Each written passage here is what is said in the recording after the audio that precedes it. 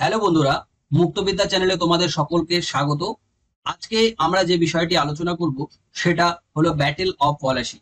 সেই battle of পলাশীটা আমরা কেন পড়বো, কিসের জন্য পড়বো, কোন কোন এক্সামের জন্য আমাদের প্রিপারেশনের জন্য কাজে লাগবে, সেটি হলো যত রকম কম্পিটিটিভ এক্সাম আছে সেই কম্পিটিটিভ এক্সামের জন্য কিন্তু কাজে লাগবে। যেমন ডব্লিউবিসিএস, পিএসসি, পিএসসি, এনটিপিসি, এছাড়াও ডব্লিউবিসিএস এর ক্ষেত্রে কিন্তু ভীষণ ভীষণ ভাবে গুরুত্বপূর্ণ একটি অধ্যায় হতে চলেছে। তোমরা ভিডিওটি স্কিপ না করে পুরো ভিডিওটা দেখো এবং এই ভিডিওর মাধ্যমে আমরা কি কি বিষয় আলোচনা করব সেটা দেখতেই পাচ্ছ। যে প্রথমে বেসিক ফ্যাক্ট কেমন ছিল, বেসিক ফ্যাক্টটা আলোচনা করব। ব্যাকগ্রাউন্ড কজ, বিভিন্ন কজ গুলো কি কি ছিল, ব্যাটেল কেমন ভাবে হয়েছিল, কাদের সাথে হয়েছিল, তারপরে আফটার ম্যাথ এন্ড কনসিকুয়েন্স, কি পার্সোনালিটিস ইনভলভ, কারা কারা মেন ইনভলভ ছিল এবং কেন ব্রিটিশ জিতেছিল এই যুদ্ধটাতে, সেই বিষয়টাও কিন্তু দেখবো। চলো ভিডিওটি শুরু করা যাক। তবে শুরু করার আগে একটি আবেদন আপনাদের কাছে, যে আপনারা যদি চ্যানেলে নতুন হয়ে থাকেন তাহলে অবশ্যই অবশ্যই চ্যানেলটিকে সাবস্ক্রাইব করে রাখুন এবং পাশে থাকা বেল আইকনটি বাজিয়ে দিন, যাতে সমস্ত ভিডিওর নোটিফিকেশন আপনাদের কাছে সবার প্রথমে পৌঁছে যেতে পারে। চলুন আর দেরি না করে ক্লাসটি শুরু করা যাক। প্রথমেই বলা হচ্ছে কি না, বেসিক ফ্যাক্টস।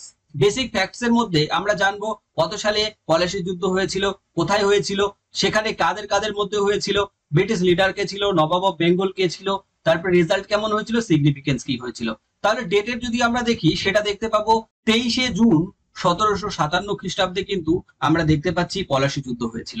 এবং কোথায় হয়েছিল, সেটা পলাশীর প্রান্তরে হয়েছিল, যেটা বর্তমানে ওয়েস্ট বেঙ্গলে অবস্থিত, মুর্শিদাবাদ জেলায়। এরপর কাদের মধ্যে হয়েছিল না, ব্রিটিশ ইস্ট ইন্ডিয়া কোম্পানি এবং নবাব অফ বেঙ্গলের মধ্যে কিন্তু এই কনফ্লিক্টটা হয়েছিল। ব্রিটিশ ইস্ট ইন্ডিয়া কোম্পানির লিডার কে ছিল, লিডার ছিল হচ্ছে রবার্ট ক্লাইভ এবং নবাব অফ বেঙ্গল ছিল সিরাজদৌল্লা। এই দুজনের মধ্যে কিন্তু কনফ্লিক্ট লেগেছিল, যেটা আমরা পলাশীর যুদ্ধ হিসেবেই কিন্তু দেখছি।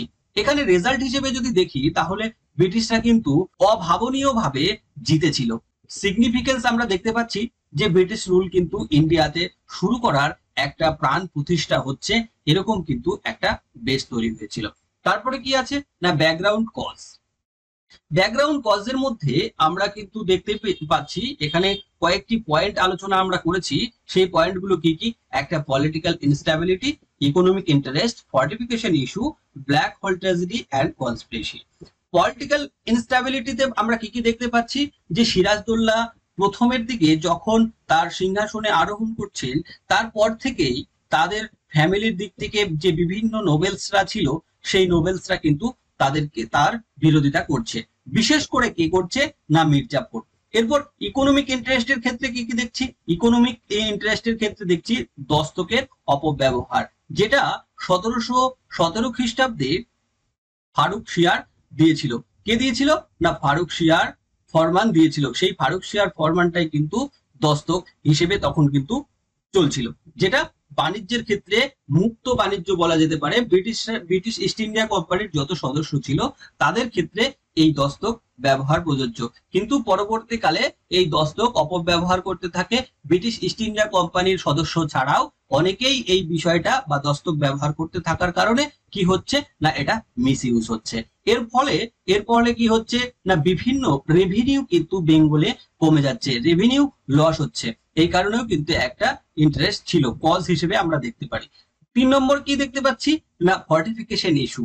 অর্থাৎ এই ফোর্ট উইলিয়ামে যখন ফর্টিফাইড হচ্ছে, অর্থাৎ চারদিকে প্রাচীর হচ্ছে, তখন কোন রকম নবাবের পারমিশন নেওয়া হয়নি, তার কারণে যুদ্ধটা আমাদের দেখতে পাচ্ছি। তারপরে হচ্ছে ব্ল্যাক হল ট্রেজেডি। আমরা দেখতে পাচ্ছি ব্ল্যাক হল ট্রেজেডি, যেটা 1756 খ্রিস্টাব্দে হয়েছিল। এবং এই ট্র্যাজেডিতে কি দেখানো হচ্ছে, এটা কিন্তু একটা ছোট ঘরের মধ্যে, ছোট্ট সেলের মধ্যে সিরাজদৌল্লা অনেকজনকে নিয়ে, 146 জনকে নিয়ে এই ঘরের মধ্যে বন্দি করে রাখছে এবং শ্বাসরুদ্ধ ভাবে মারা যাচ্ছে। সেটা কোথায় না, সেটা হচ্ছে ফোর্ট উইলিয়ামে কিন্তু রাখা হচ্ছে, যার ফলে অনেক প্রিজনার মারা যাচ্ছে, অনেক ব্রিটিশার মারা যাচ্ছে। তার কারণেই কিন্তু এই ব্যাটেলটা লেগেছিল। তারপর কনস্পিরেসি যদি দেখি, কনস্পিরেসি দেখতে গেলেই দেখবো যে রবার্ট ক্লাইভ কিন্তু কনস্পিরেসির একটা ভালো মাথা তার ছিল। তিনি কি করছেন না, মির্জাফর, জগৎ শেঠ, অমিচাঁদ, মানিকচাঁদ সবাইকে সিরাজের বিরুদ্ধে লেলিয়ে দিয়েছিল, যেটার প্রধান কারণ হিসেবেও কিন্তু একটা দেখতে পাচ্ছি। এরপরে দ্য ব্যাটেল, অর্থাৎ পলাশির ব্যাটেলে কেমন, কাদের ফোর্স ছিল, কাদের বিট্রে করেছিল কারা, মেন ফ্যাক্টর কি ছিল, সেই বিষয়গুলো আমরা দেখব।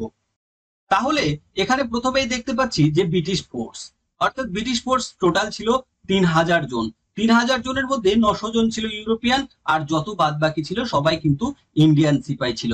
কিন্তু নবাবের দিকে দেখুন কতজন ছিল, 50,000 সোলজার ছিল, 40 ক্যানন ছিল, ফরেন আর্টিলারি সাপোর্ট ছিল, সমস্ত দিক থেকে কিন্তু তারা সাপোর্টিভ ছিল। এবং যেটা মেন বিট্রে করেছিল, কারা কারা বিট্রে করেছিল, তার মধ্যে হচ্ছে মেন হলো এই কমান্ডার নবাব আর্মি, অর্থাৎ মেন হচ্ছে কমান্ডার যিনি ছিলেন মীর জাফর, তিনি কিন্তু প্রচুর পরিমাণে মানে বিট্রে করেছেন এখানে, যিনি পার্টিসিপেট করেননি পলাশির যুদ্ধে। এরপরে ওয়েদার ফ্যাক্টর করেছিল, ওয়েদারে হঠাৎ করে রেইনি সিজন চলে আসার কারণে কিন্তু এই যে গান পাউডার গুলো, অর্থাৎ ক্যাননের ইউজের ক্ষেত্রে যে গান পাউডার গুলো আছে সেগুলো কিন্তু রেখে দিতে হচ্ছে এই বৃষ্টির কারণে সব নষ্ট হয়ে যাওয়ার সম্ভাবনার জন্য। এবং আউটকাম কি হচ্ছে, আউটকাম সিরাজ কিন্তু ব্যাটেল ফিল্ডের থেকে ফিল্ড হয়ে যাচ্ছে এবং লেটার তাকে ক্যাপচার করা হচ্ছে এবং এক্সিকিউটেড করা হচ্ছে। এরপর ভিক্টরি কি দেখতেই পাচ্ছি, ভিক্টরি হলো ছিল যে ব্রিটিশরা কিন্তু ভিক্টরি করছে, অর্থাৎ জয়লাভ করছে এই যুদ্ধের মাধ্যমে। এরপর কি হচ্ছে না after math, after math and consequence, যেখানে আমরা দেখতে পাচ্ছি যে পলিটিক্যাল দিক থেকে, ইকোনমিক দিক থেকে, কলোনিয়াল এক্সপেনশন, প্ল্যান্ডার, লুট এবং উইকিং বিষয়গুলো দেখতে পাচ্ছি। পলিটিক্যালে কি দেখতে পাচ্ছি না মির্জাফর নবাব অফ বেঙ্গল কিন্তু হয়ে যাচ্ছে কার দ্বারায় না ব্রিটিশদের দ্বারায়। এবং তার ইকোনমিক্স কি হচ্ছে না গেন হচ্ছে, ওয়েলথ গেন হচ্ছে কাদের না ব্রিটিশদের, প্রচুর পরিমাণে গেন হচ্ছে। তারা কি বলছে 1 কোটি টাকা বেঙ্গল থেকে কিন্তু টিজারি নেওয়ার কথা বলছে এবং রেভিনিউ হিসেবে কিন্তু গ্র্যান্টেড হচ্ছে কিছু টাকা। এবং তারপরে হচ্ছে কলোনিয়াল এক্সপেনশন, যেটা এই পলাশির যুদ্ধই ছিল ব্রিটিশ কলোনিয়াল রুল ভারতে আসার একটা প্রথম স্টেপ হিসেবে কিন্তু আমরা দেখতে পারি। এরপরে প্ল্যান্ডার এবং লুট, ড্রেন অফ ওয়েলথ এর নাম আমরা সবাই শুনেছি। এই ড্রেন অফ ওয়েলথ এর বিষয়ে আমি আরো একটি ভিডিও নিয়ে আসবো, যেটার মাধ্যমে ড্রেন অফ ওয়েলথটা সুন্দর করে বোঝানোর চেষ্টা করব। এখানে আমরা শুধুমাত্র এটুকুই জানবো যে ড্রেন অফ ওয়েলথ অর্থাৎ সম্পদের নির্গমন, যেটা হচ্ছে যে পলাশির ব্যাটেলের পর থেকেই প্রচুর পরিমাণে ভারতীয় সম্পত্তি ব্রিটিশ সরকারের কাছে চলে যাচ্ছে এবং ইংল্যান্ডে তা পাড়ি দিচ্ছে। এরপরে চলে আসবো যে ইন্ডিয়ান পাওয়ার উইক, অর্থাৎ যে শক্তিশালী যে ইন্ডিয়ান পাওয়ার ছিল না সেই বিষয়টাও কিন্তু এর কনসিকুয়েন্সে আমরা দেখতে পাচ্ছি, অর্থাৎ বিভিন্ন ইন্ডিয়ান স্টেটরা কিন্তু প্রচুর পরিমাণে বিট্রে করতে শুরু করেছিল সিরাজদৌল্লার। এরপরে কি পার্সন হিসেবে আমরা কি করব না কি পার্সন হিসেবে আমাদের যেগুলো মনে রাখা খুব দরকার সেটা হচ্ছে কি সিরাজদৌল্লা। সিরাজদৌল্লা কে ছিলেন না নবাব অফ বেঙ্গল, যিনি বয়স খুব ছোট ছিল এবং আনপপুলার এবং নোবেলস, অর্থাৎ পারিবারিক যে নোবেলরা ছিল তাদের কাছে কিন্তু খুব আনপপুলার ছিল। এরপরে চলে আসবে হচ্ছে রবার্ট ক্লাইভ, যিনি ব্রিটিশ ফোর্সের মেন হেড ছিলেন, লিড করছিলেন, এই পুরো ব্যাটেলটাকে লিড করেছেন এবং মাস্টার অফ পলিটিক্যাল ম্যানিপুলেশন। কেন বলা হচ্ছে, কারণ বিভিন্ন এই যে মির্জাফর, অমিচাঁদ, মানিকচাঁদ সবাইকে কিন্তু ম্যানিপুলেশন করেছিলেন। এরপর মির্জাফর কে ছিলেন, মির্জাফর ছিলেন হচ্ছে কমান্ডার ইন চিফ, যিনি বিট্রে করলেন সিরাজকে এবং পরবর্তীকালে বেঙ্গলের নবাব হয়েছিলেন। জগৎ শেঠ, জগৎ শেঠ কে ছিলেন তখনকার দিনের কিন্তু একজন ব্যাংকার হিসেবে তাকে পরিচয় করেছিলেন, তার কাছে ফিনান্স অফ কনস্পিরেসি কিন্তু একটা বড় ভাইটাল একটা পয়েন্ট হয়ে দাঁড়িয়েছিল। এরপর অমিচাঁদ, অমিচাঁদের সাথে কিন্তু ক্লাইভ ডবল ট্রিটি করেছিল, সে এইটা কিন্তু আমাদেরকে মনে রাখা দরকার। এরপর উইলিয়াম ওয়াটস, যিনি এই যে ব্রিটিশ এজেন্ট হিসেবে কাজ করেছিলেন এবং ইন্টারনাল কনস্পিরেসিতে তিনি কিন্তু ভালো একটা ভূমিকা রেখেছিলেন। এরপর আমরা দেখব হোয়াই ব্রিটিশ ওন, অর্থাৎ কেন জয়লাভ করেছিল।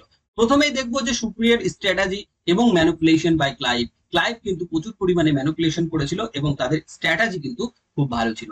এবং এরপরে হচ্ছে সিরাজের বিরুদ্ধে ইন্টারনাল যে বিট্রে করেছিল মির্জাফর এবং আদার্সের দ্বারা, এটা কিন্তু প্রধান কারণ হিসেবে বলা যেতে পারে। এবং ইউজ অফ ওয়েদার স্মার্টলি, এটা কিন্তু খুব সুন্দরভাবে স্মার্টলি হ্যান্ডেল করেছিল ব্রিটিশ সরকার। এরপর ল্যাক অফ ইউনিটি এবং ইন্ডিয়ান নোবেলস, যত ইন্ডিয়ান নোবেলস ছিল তাদের কিন্তু ইউনিটি ছিল না, এই কারণেও কিন্তু ব্রিটিশরা জয়লাভ করেছিল। এছাড়াও টেকনোলজিক্যাল এবং মিলিটারি সুপিরিয়রিটি, এই বিষয়টাও কিন্তু আমাদের দেখতে পাচ্ছি। সম্পূর্ণ ভিডিওটা দেখার জন্য আপনাদের সবাইকে অসংখ্য অসংখ্য ধন্যবাদ, এবং ভিডিওটি ভালো লেগে থাকলে লাইক করবেন, শেয়ার করবেন এবং কমেন্ট করতে ভুলবেন না। আরেকটি কথা, চ্যানেলটিকে অবশ্যই অবশ্যই সাবস্ক্রাইব করে রাখবেন। এরকম নতুন নতুন ভিডিও নিয়ে আরো আমরা আসতেই থাকবো। ধন্যবাদ।